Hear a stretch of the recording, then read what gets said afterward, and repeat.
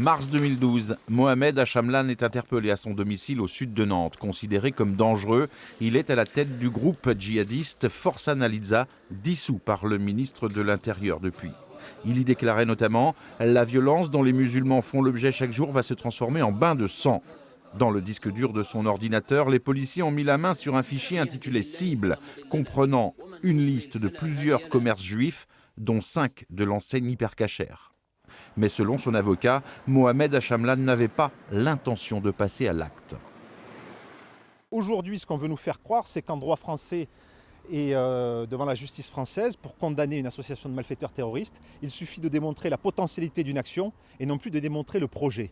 Mais si maintenant on monte un cran au-dessus et qu'on n'attend même pas qu'il y ait des actes réellement préparatoires d'un attentat pour sanctionner, effectivement à la fin, le fait d'avoir une simple discussion qui soit de nature, qui soit déplacée tout simplement, eh bien, peut faire accroire et peut laisser supposer qu'on puisse rentrer sous le coup de cette condamnation.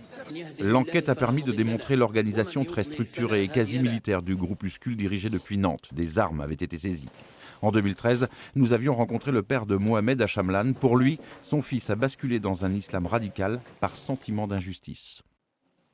Pour lui, l'islam, le prophète Allah, c'est son patrimoine, c'est son capital. Il ne faut pas qu'on touche à ça, c'est sacré. Comme moi, comme tous les musulmans. Parce que quand on voit toute une cascade d'insultes, à un moment donné, on se révolte. Lors du coup de filet de mars 2012, 19 personnes ont été interpellées en France, dont 3 dans la région nantaise. 15 personnes sont renvoyées devant le tribunal correctionnel pour association de malfaiteurs en relation avec une entreprise terroriste.